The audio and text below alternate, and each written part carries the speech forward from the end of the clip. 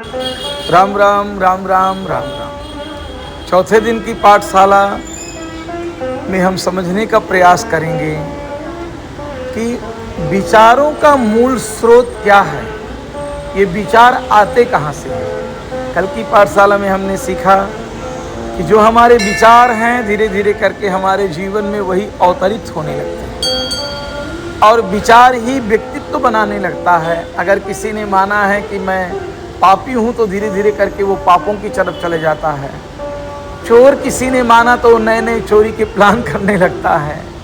किसी ने अपने आप को अगर मास्टर माना है तो पढ़ाने के प्रयास करने लगता है। किसी ने पुजारी माना है तो वो पूजा की तरफ जाने लगता है। जो मानता है कि संसार का मैं सबसे सुखी व्यक्ति हूँ, धीरे धीरे वो उसकी टोकरी सुखों के फूल से खिलने लगती है।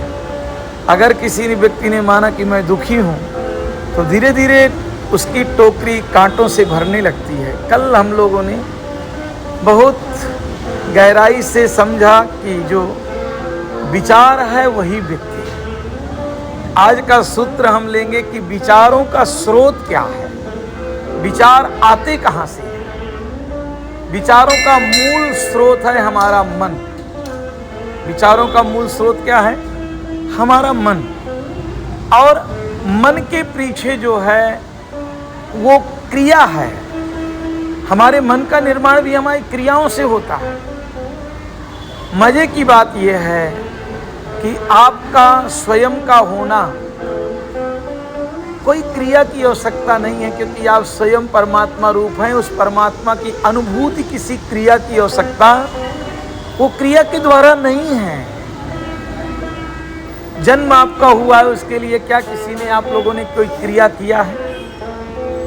मृत्यु होगी तो मृत्यु के लिए भी कोई क्रिया आप नहीं करोगे। यहाँ तक कि आप सोते हो तो सोने के लिए भी कोई क्रिया आप करते हैं। परंतु भ्रांति और बोलचाल में कहा जाता है आज मैं सोया, आपने कोई प्रयास नहीं किया है।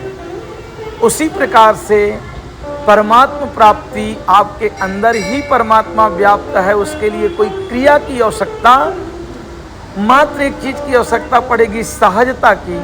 और वो सहज आपको कौन नहीं होने दे रहा है? आपका मन सहज नहीं होने दे रहा है। एक मिनट हम समझेंगे कि ये मन कैसे हमें सहजता में नहीं ले जाने दे रहा है। मन कुछ में कुछ आपको बनाने का प्रयास कर रहा है और आप जब बन जाते हैं तो अपनी सहजता को खो देते हैं। क्या कर देते हैं? वो जो आनंद रूपी हमारा जीवन था उसको हम पत्थरों से ढक दिया।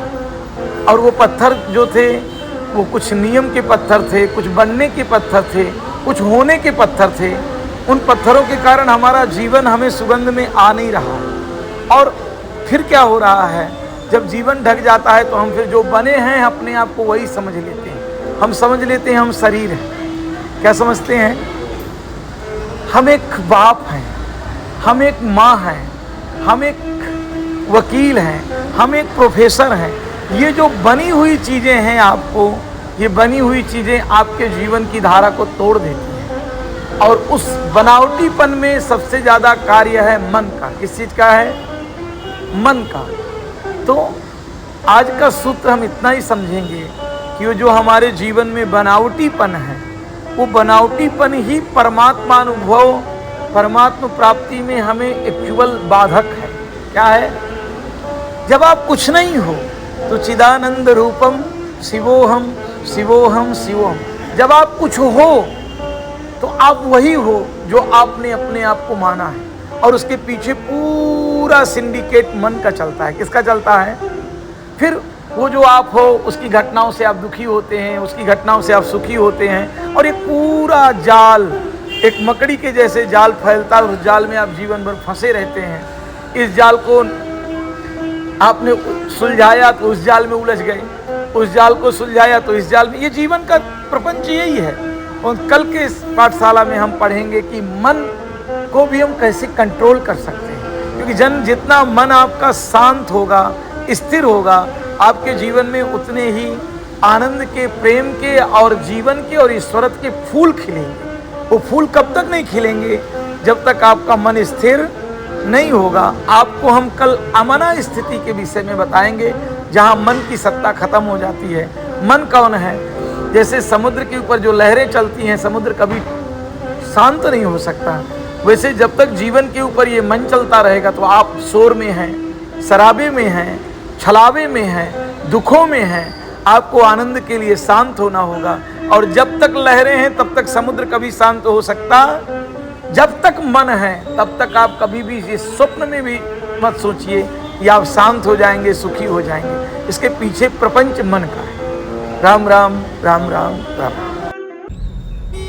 आध्यात्म आनंद के लिए हमारे चैनल को सब्सक्राइबर करें और हमसे जुड़े। बोर्ड भी आया हुआ है ना उसका।